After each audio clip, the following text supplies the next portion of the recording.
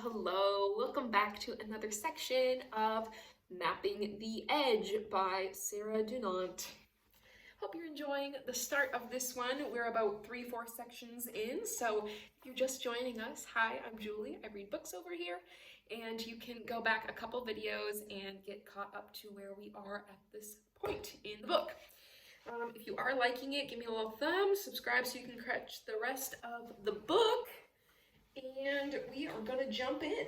We are on page 76, starting with Away, Friday a.m. The sunlight was crashing in through the window, and there was a rapping, the sound of someone knocking on the door, then unlocking it. Anna was up and out of the bed before he got into the room, snapping herself into a standing position, tense, ready to shout or to run. "You are awake," he said with a smile. "Good." The door swung back of its own accord, slamming shut behind him. "How do you feel?" He stood awkwardly, a tray in his hands, coffee pot, milk, cup, and saucer. It was all she could do not to send it crashing on her way to the door. "You've made a terrible mistake," she said, her voice flying out of her like a missile. "I don't know who you think I am, but I have no money. None at all. No one will pay for me. Do you understand?" The smile hovered, but didn't break. It was clear he didn't have a clue what she was talking about.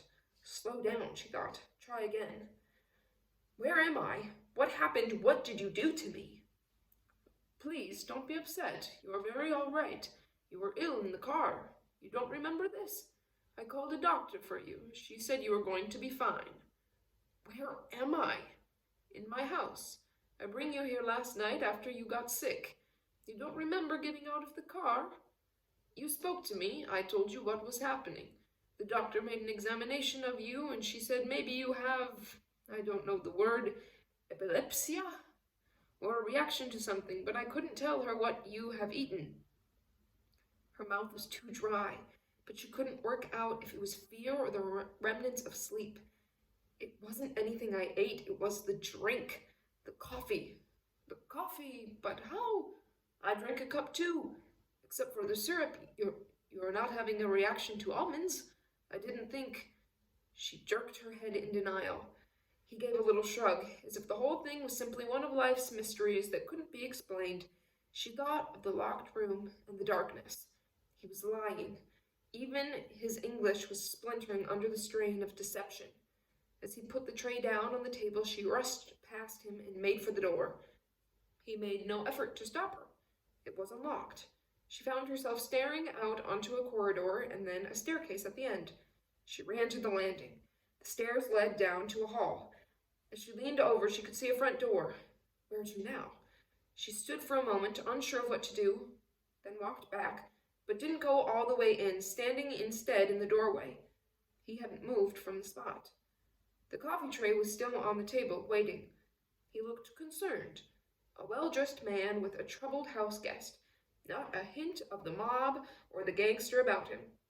She felt suddenly wrong-footed. "Didn't you hear me shouting in the night? I yelled and screamed for someone to come. The door was locked." "You woke up in the night?" And he sounded genuinely upset. "I am so sorry. I sleep downstairs at the other end of the house. I locked the door because the housewoman comes early to clean. I didn't want her to disturb you. You didn't read the note?" "Note?" She glanced around the room. "What note?" "I left it by the bed." He moved rapidly over to the bedside table, bent down and straightened up, holding something in his hand. Here, it fell down the side. Still, she didn't budge. He came to her, holding it out at arm's length so she wouldn't feel threatened. She grabbed it from him. On a piece of paper ripped from a notebook were 5 lines in small, neat writing. "Don't be worried. You are quite safe. A doctor has checked you. She gave you something to help you sleep. I called the number for your home, which I found in a book in your handbag, and left a message. I told them you were delayed. I will wake you in the morning." So polite. So solicitous. Such grammatical English. She felt another collision of panic and confusion. He had even called her home. Lily. "What time is it?" she said quickly. "I think 11 o'clock. 11? I have to call my daughter. But I told you, he said gently. I did this and left a message on an answering machine. I said you are delayed and that you will be home when you could. I told them not to worry. I hope that was okay. Your daughter, she will be at school by now, yes? 11 o'clock here, 10 o'clock there. Yes, she'd be at school. And Patricia would already have left for Dublin. She would have taken Lily back to her house for the night and left the answering machine on in its place. She could try Paul's mobile, but he wasn't always connected. He picked up Lily anyway on Friday after school, took her out for tea or to a movie. If she caught an afternoon flight, she'd be back home almost the same time as they would.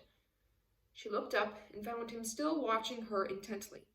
He seemed different from yesterday, but she couldn't work out how. You're making all this up, she thought suddenly. No, the story, it's all made up to reassure me. At the same time, the thought was ridiculous. Why shouldn't he be telling the truth? After all, things do happen to people. Once last autumn, Lily had fainted at a friend's house. 1 minute she was upright in the garden, the next crumpled on the grass. They had spent 3 hours at the hospital waiting to have her checked over. The doctor had said she was fine, that these things sometimes happen, like now. But it still didn't feel okay. Maybe it never would until she had got out of there and was sitting safely in her own house again. I made a booking for you, he said, as if reading her thoughts. The planes are very full now, but there is an Air Italia flight to London this afternoon that had 1 seat free on it, so I reserve it. I hope this is all right. You will have to pay. It is not a charter. He paused. You don't mind that I did this? I found your ticket in your bag with the book. No. She gave a short laugh, the sense of relief palpable. I don't mind, thank you. So you have your time now, yes? The airport is not far from my house. I booked a taxi for 4 p.m. Why don't you have a shower and come downstairs for some breakfast? You will feel better when you have eaten something. And sensing her discomfort, he turned and left the room, closing the door behind him. When she tried it quietly afterward, it was open. The water woke her up, but it didn't wash the panic out of her. No doubt he was right, and it would take food to untie the knots in her stomach, fill up the empty space that had been taken over by fear. She changed her clothes and dried her hair. As she rolled up the shirt she had discarded, a faint smell of vomit came off it. She smelled it more closely, then studied the material. There was a stain around the left breast, as if someone had scrubbed that bit with a soapy cloth. She remembered how nauseated she had felt in the car, and then again later in the darkness. It wasn't a doctor's job to clean up a patient's vomit, which meant he would have done that too. That was the problem, of course. She couldn't stand the idea of his intimacy with her unconscious body. The carrying from the car, the laying out, the cleaning, the watching and waiting while someone examined her. All of this was too much like violation to be able to forgive or forget. She slipped a hand between her legs. If you were unconscious, how would you know? But of course you would know, surely. She remembered a wild story glimpsed at the bottom of a front page about a woman in a New York hospital who had given birth to a baby even though she had been in a coma for 3 years. It was one of those apocalyptic tales that seemed like myth even before it happened. No, it wasn't possible. She would know. He hadn't touched her. Once she was out of there, she would feel better. On the plane, she might even write him a letter apologizing for her lack of gratitude. He seemed a decent enough man. He would understand. By the time she had got home, the events of the last 24 hours would have become her own urban legend, one of life's more colorful party pieces. The room was less forbidding in the daytime, though the decor was still too corporate. Maybe it was Italian style to make the guest bedroom like a hotel. She checked it more carefully. The chest of drawers and the wardrobe were both locked. She went back to the window. A wilderness greeted her. Where an unkept garden ended, a forest began, a mass of closely packed pine trees, tall and regimented, like some silent army waiting for the signal to move. It explained the hissing blackness of the night. As she opened the window, a rush of outside air hit her, cooler than the stale fist of city heat and sweet with the scent of pine. It made her realize how, despite the shower, her head still had traces of fog inside it. Could she really have been allergic to something? She knew children, friends of Lily's, who were allergic to nuts. It was so serious that their parents rang to warn you before they came round, just in case you might be careless enough to offer them the wrong chocolate bar. But you didn't just develop that out of nowhere. On the other hand, she couldn't even remember the last time she had eaten almonds.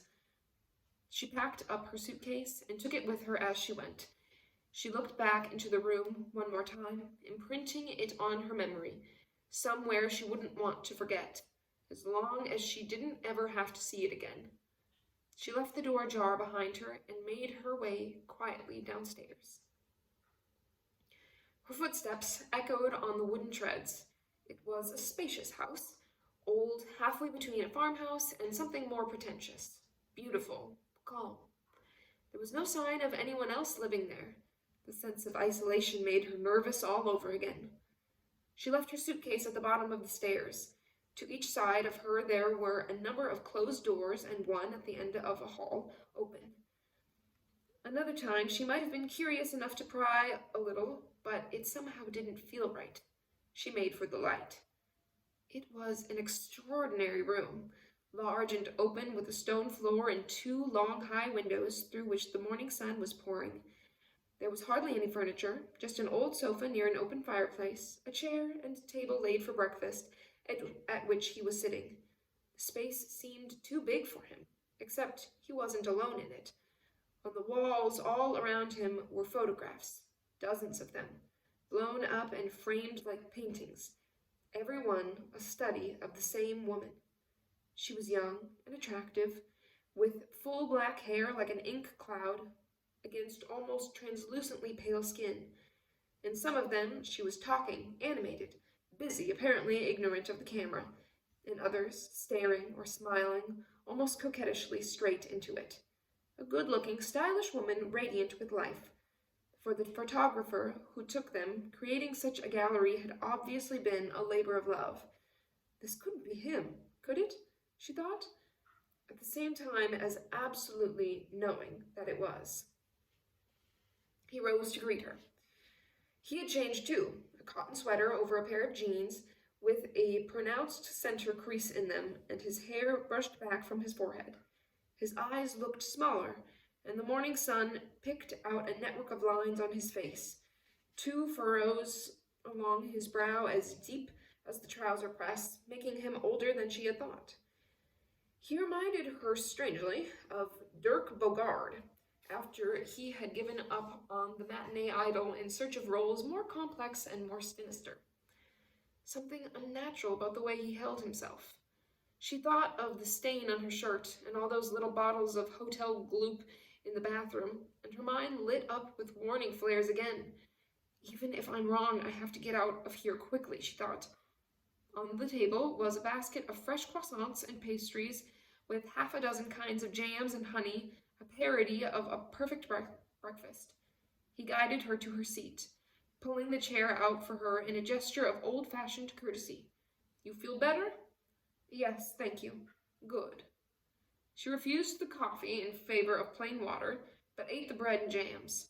He watched her, smiling, enjoying her appetite, but saying nothing, as if waiting for her to guide the conversation. This is an amazing room, she said at last, as the silence started to draw attention to itself. Yes, it was part of, I have forgotten the word, a religious house for women. How do you call it? A nunnery? Yes, a nunnery. But in modern Italy, of course, there are not enough such women. Where is it exactly? As I told you, near Pisa, but more up, in the hills. That's why it is more cool. Pisa was near the coast. She couldn't remember any hills nearby, but Tuscany was full of them, and after so many years, her geography was decidedly shaky. My wife and I came here 7 years ago. He gestured around the room. It is she who makes these changes. His wife. Once again, it was not what she expected. Is that her in the photos? Yes. I'd like to meet her. He shook his head, putting his cap down carefully on the saucer. Oh God, she thought suddenly. She's dead, and that's what this is all about. His wife's dead, and he's still in trouble about it. She's not here. She died 1 year ago. Of course. It explained it all. The pictures, the exaggerated gallantry, the weird intensity. I'm sorry. He frowned. You didn't know. She had what do you call it? A lump on her brain. He paused, as if waiting for her to supply the word. She didn't say anything. It was very sudden. She was in the garden one afternoon, and she fell over. They said she does not suffer. It is like she has gone to sleep. Just as she had done in the car last night. One moment there, the next slipping into a crack as deep as death. The familiarity of it must have chilled him. Had he been thinking of his wife as he carried her into the house? Was he still thinking about her now, and did that explain the tension in his posture, the strain around his eyes? Repressed grief can be its own kind of poison, a thick vein of rage running underneath silence. Could that explain all this? Maybe. Maybe not. Why didn't you take me to a hospital? She said suddenly. What? Last night, when I was ill in the car, why didn't you take me to a hospital? Why did you bring me here instead? He shrugged. The hospital of Pisa, she is on the other side of the city. Also, I don't know if you have insurance. It is expensive. I thought it would be better to bring you here. My own doctor is very good. She frowned. He poured some water into her glass. You must have been worried, no? Last night, waking up in a locked room, I didn't mean to scare you. It's fine, she said quickly. Then, as if aware of her bad manners, I'm sorry about your wife. There was an uncomfortable silence. She glanced down at her watch, remembering too late its shattered face. What time is my flight?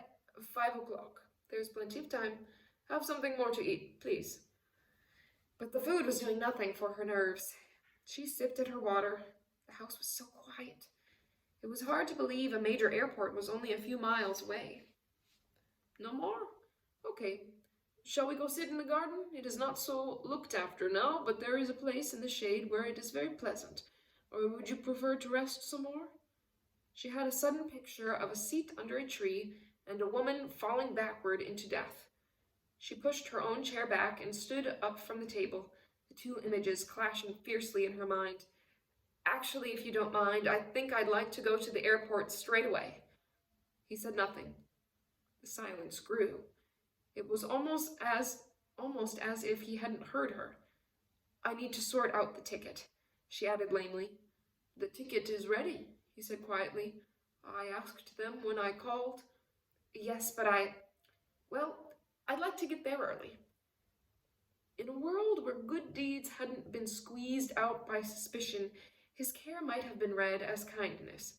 She risked being rude. She knew that, but she needed to be out of there. I see. Very well.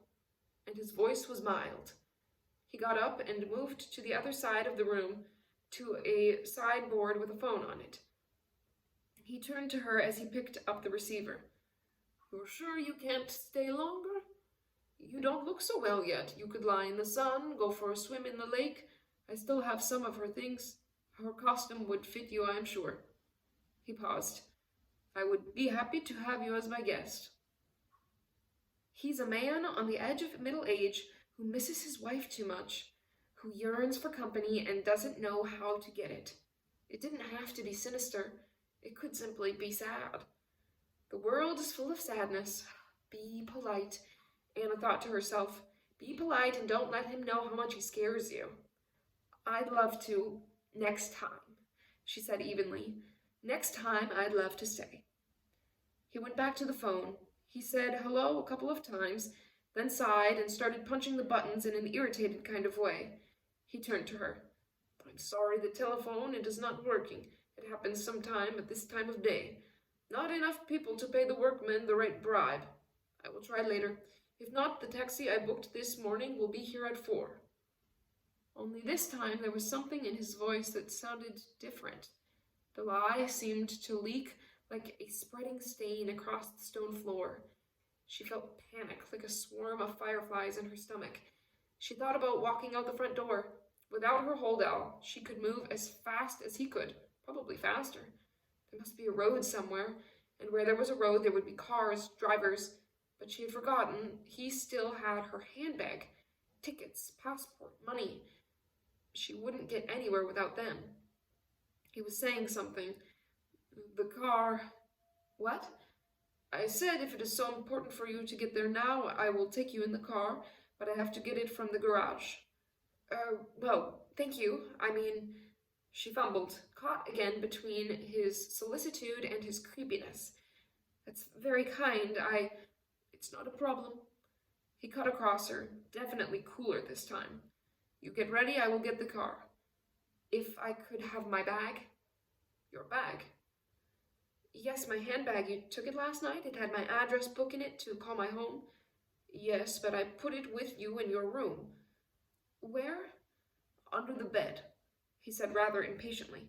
I saw it this morning there when I picked up the note. You didn't find it? She hadn't. But then she hadn't looked that well. He had simply pulled the covers over and left it at that, assuming he still had it in his care. She felt her legs go weak. She didn't want to go back into that room again. She stood for a moment, not knowing what to do. He walked past her toward the door. For a moment she thought he might offer. I'll get the car and meet you outside in 5 minutes. And he turned on his heel and left. She waited till she had heard the front door open and slam closed, then made her move quickly, out into the corridor, up the stairs, and into the room. She tried to find a way to wedge the door open, but there was nothing she could use. She went to the bed and flung back the covers to expose the space underneath. Keeping one eye on the door and using her hand, she tried to locate the bag. Nothing. She ducked her head down and looked deeper. Sure enough, the bag was there, pushed way back in the dark. She had to get down on her hands and knees and crawl to reach it. She had got it out and was opening it up when she suddenly heard him. He must have come up the stairs silently. How could he do that? In a split second before it happened, she saw that her ticket and passport were gone and was on her feet moving toward the door. He got to it first. As he slammed it closed, she caught a glimpse of his face. This time, he wasn't smiling.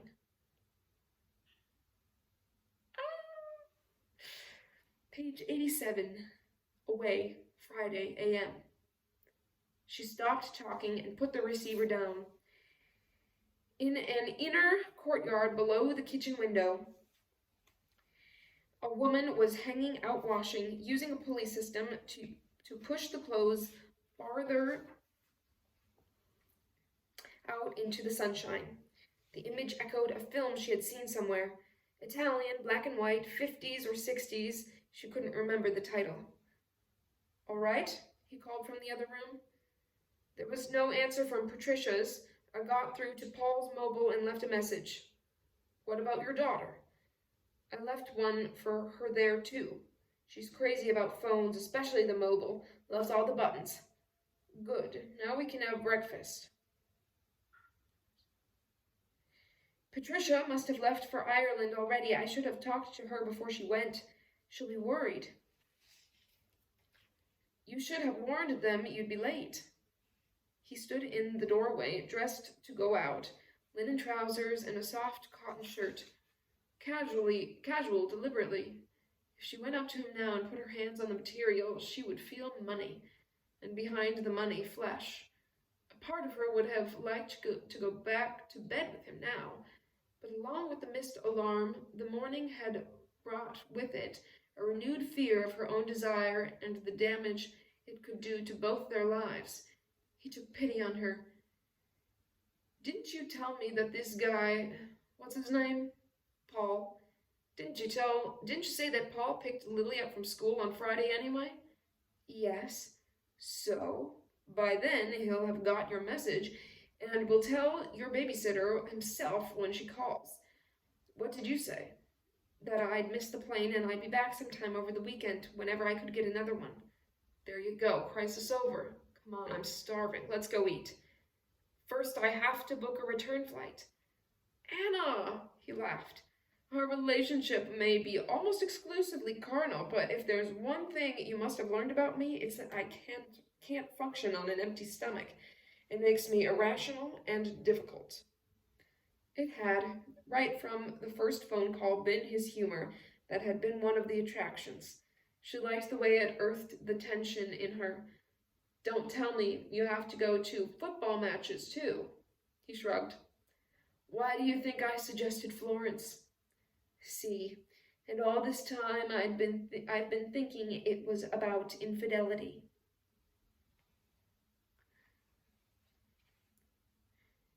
I think there's like two realities happening at the same time, because it was both away Friday a.m. Anyway, page 88, bottom of the page. The cafe was on the main square. She had powerful memories of Fiesole from 20 years before. She had liked it best in the winter, when the tourists cleared away and the mists rolled in.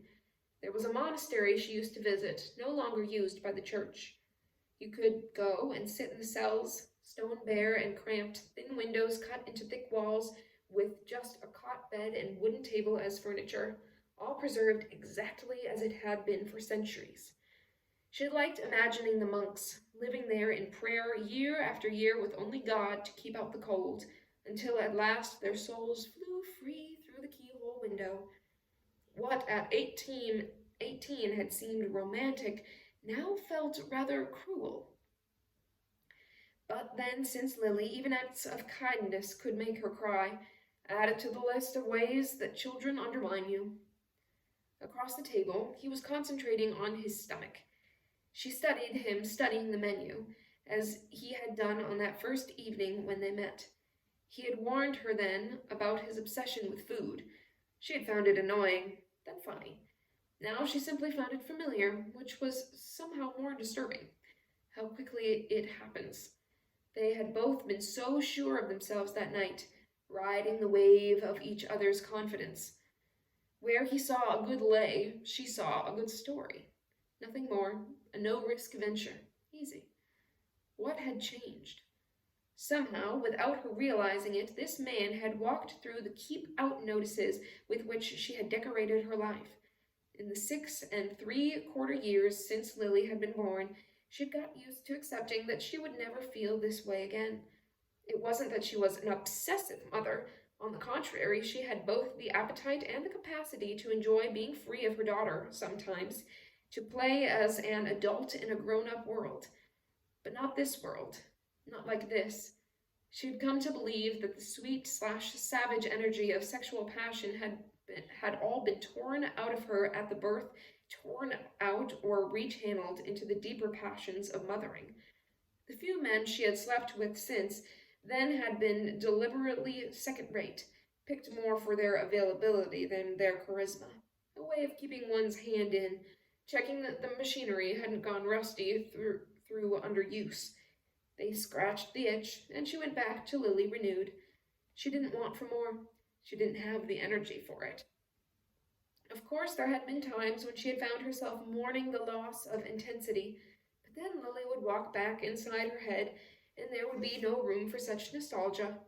How could she have been on guard against something she didn't expect to feel again?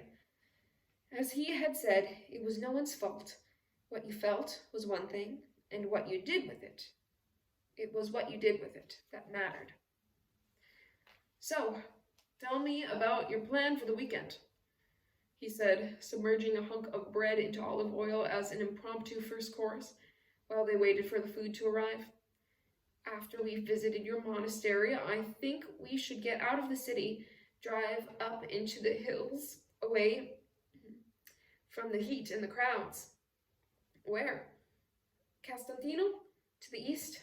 Forests and mountains. I gather my friend, the one who owns the apartment, says it's one of the less visited regions. Do you know it? The name's familiar, but it's been a long time. According to the guidebook, there's a ribbon of Romanesque churches that runs along the valley beside it, and up in the hills there is a monastery built on the spot where St. Francis got his stigmata, a kind of cave grotto. The church has got a number of Della Robiases in it. One of the most impressive collections anywhere by all accounts. You wouldn't be trying to slide in a bit of work on the side, would you? He shrugged. We can't fuck all the time, and I thought you said you liked art. Oh, so this was his plan, not hers. I do. Well then, I've already hired a car and booked us into a hotel in a town called Bibiena. There is a picture of it in the book. It looked quite unspoiled. She paused. You were very sure I'd agree to stay on, weren't you? I was very sure I wanted you to. I don't know if that's the same thing. What is it, Anna? In London, you were up for this. What's happened? She saw last night's mist like a vaporous quicksand lying across the floor. By the time you realized you were sinking, it was too late. Maybe I just had time to think. He had a wife. She had a child and a job. Neither of them had told the other the whole truth about either. Surely the lies would be protection enough. She sat back in the chair and felt the sun run a hot caress over the skin of her left arm. It was all there for the taking. Maybe it didn't need to be a compromise. It might even be another kind of independence. What about the flight home? I've already done it. You're booked on the first plane out of Pisa on Monday morning. We can drive straight there and leave the car. You'll be back in time to pick up your daughter from school. You can leave a message with your friend giving the flight details before we go. And you? I've got to go to Geneva for work. I'll catch a later flight. Is that what your wife thinks? Is that where your wife thinks you are now? He hesitated as if the question had surprised him. Somewhere like that, yes. I told you, those aren't the kinds of questions that we ask each other. Anyway, I thought this conversation was out of bounds. No families, remember? Your rules? When she had first met Chris all those years ago, he hadn't told her about his wife. They had spent the best part of 2 weeks working together, minds and chairs inching ever closer, with never a word about nappies or prior commitments. When he had finally got around to telling her, he was so apologetic and upset, she felt she almost had to comfort him. Her reaction surprised her. She ought to have read the warning signs.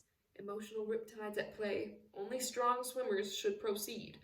Except she had thought that she was. But then most people do, until they drown. She wondered how often he had played that card, Christopher. She hadn't thought of him for the longest time. Strange that he should pop up now, when the air was so full of threat and promise. The restaurant was busy, and the waiter's English nowhere near good enough to read a tense moment when he walked into it. They sat quietly as he bustled about them. The pasta, the salad, gradually filled up the space between them. He refilled their glasses and sped away. Look at it this way, he said. 3 days is a long time. We'll probably get tired of each other. We might even quarrel and go home early. And he smiled. She smiled back. And as she did, so she recognized the way that guilt bled into desire and made it taste even sharper. For years, this had been her regular spice. She'd assumed that after Lily, the taste for it had gone forever. Apparently not. Okay, she said. When do we set off? In the end, they didn't leave the city till the next morning.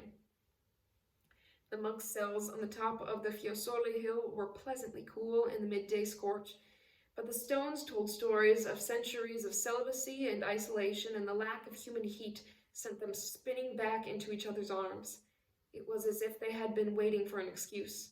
Rejecting self-sacrifice in favor of greed, they played through the rest of the day and into the night, and then got up while it was still dark and drove out east into a misty sunrise and the long winding climb up from the valley floor. Halfway up, the snaking road and the lack of sleep made her carsick, and to keep her mind off her stomach, she recounted some half-remembered stories about the countryside. 20 years before, as part of her Italian journey, she had au paired for a doctor's family in Florence for 2 months. I'm an au pair. The children had had a book she remembered now, handed down from their grandmother, witches and demon tales set in the Castantino forests and full of unlikely conjunctions of fate and furies. There had been one about a young girl who, refusing to go to church, lost her soul down a cleft in the rock face and had to climb down into the center of the earth to find it. Valeria, the 6-year-old, had made her read it endlessly, captivated by the mix of disobedience and punishment. She hadn't thought of it for years, but the way the road bit into the rock and the land dropped away, sheer and deep, as if a meat cleaver had sliced through it, brought it back to her. She couldn't remember if the story had had a happy ending. Home, Saturday a.m. Before we go back to the photos, I need to talk about Anna and Chris. It's only that he kept coming back into my mind, which probably isn't surprising given that the only other time Anna went AWOL was after they had finished, and she was carrying him around like a fish hook in her soul. In retrospect, he didn't seem worth the pain, but then, in my opinion, they never are. She had met him the year before I went to Amsterdam, when she was working on an expose about abuse in a local children's home. He'd been the star reporter on some flash TV documentary that wanted to blow the gaff on the whole thing, but she was the journalist who had done the legwork, so they decided to pool the resources and share the credits. A good liberal bleeding heart was Christopher, a man who cared about the state of the world and claimed to adore her, but who could only return her phone calls when his wife wasn't in the room. Anna thought she was in love. I thought she was in obsession. It was about the only serious disagreement we ever had. The affair lasted 18 months. During that time, she was the wildest I have ever known her, yo-yoing up and down, happy, sad, desperate. It was almost as if she needed the pain it brought her. Her father had died the year before, and I always thought that in some way she was looking for a man to take his place, but that since she couldn't bear the idea of the betrayal involved, she chose one who wouldn't stay either. She thought it was doing her head in. She knew it was doing her head in. She broke up with him so often I almost lost count. He had only had to snap his fingers, and she was back again, waiting in pubs for the evening news to finish, taking rooms in strange hotels in strange places at the deadest times of the week. Still, on balance, it could have been worse. He could have left his wife and kids for her, and then she would have been stuck with the guilt as well as the wanker. And I think we both know that would have been unbearable, much worse than anything that subsequently happened. In the end, it was left to him to do the right thing the wrong way. One day, she rang up his office and his PA. People in the media don't have secretaries, they only have personal assistants. Told her he was too busy to speak to her. No last goodbye, no thanks for the memory, or sorry it didn't work out. Just the sound of the line going dead. Maybe God had spoken to him in the night, or perhaps somebody else spoke to his wife first. Whatever the reason, he became a face on television, and she, rough, tough Anna, who had once had the capacity to eat men for breakfast, became a bit of a basket case. Because I hadn't anticipated it, I didn't notice it straight away. I had recently moved and was still living out of packing cases, so I wasn't as sharp as I should have been. Also, I had never felt what she felt. Having watched her go through it, I can't say I regret that. Between one visit and the next, she seemed to have stopped sleeping, stopped eating, stopped doing most of anything except watching the television at around the time the evening news came on. Back in my new house on the canal, I would call her at the same time every night just to get her away from the flickering set. "How's life? What you doing?" "Oh, nothing," she would say. And then you'd hear his voice in the background, droning on about some impending catastrophe in Burundi, or the latest figures on healthcare funding and a government spokesperson's reaction to it. Like he knew it all. I rang up the TV company once complaining about him, saying they needed more women reporting the news, but what is one voice amid consumer apathy? And still she kept on pining. 2 weeks later, she took off. I had taken to calling 2 or 3 times a day by then just to check, but one morning she wasn't there. No one knew where she was. Not work, not home, not Paul. In the end, I got so worried I came back to look for her. When I finally found the hotel name written on a scrap of paper in her desk and rang the number, they told me she was up for the day walking. She called that evening. She sounded almost relieved. I think she was frightened that with him and her father gone, nobody could ever love her enough, and this was a way of testing me. What is it with us women? We are new and brave and clever and wild, but we still feed our hearts into the meat mincer of love and then weep and wail when they come out all broken and bloody. Not me, though. If I ever had that potential, which I doubt, then watching over Anna during those times cured me of it forever. It is one of many unexpected things I find myself grateful to her for. When she came back to London a few days later, she seemed miraculously to have made up her mind that life was worth living without him. Whatever flame it was that she had passed through, it had successfully cauterized the nerve endings. She even regained some of her old fuck you jollity, though there were times when I fancied it was bravado rather than fact. To the best of my knowledge, there was no further communication between them until that final meeting when he ostensibly sought her out to say goodbye, and when she, at least, got something permanent out of him. Of course, I wondered afterward if that too had been planned. What is that old saying from the world before political correctness? There is no such thing as an accidental pregnancy. Still, there was something about the fervor with which Anna embraced the accident that meant I never quite had the courage to ask. And then, after Lily was born, the question became irrelevant, as if the answer must have been yes, because once she was there, it was obvious that Lily was always meant to exist, that there had been a space in the world waiting for her, and all the two of them could do was bow to the imperative of filling it.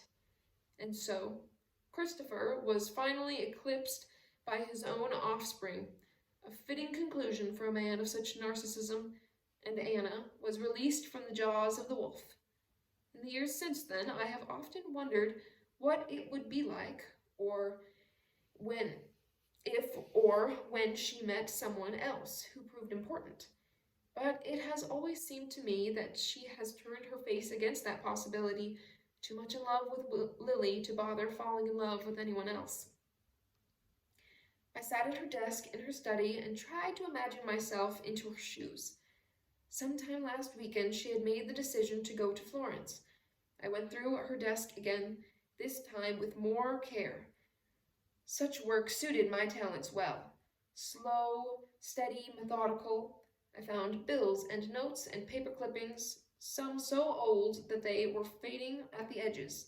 The chaos of Anna's life was as personal as the smell of her clothes.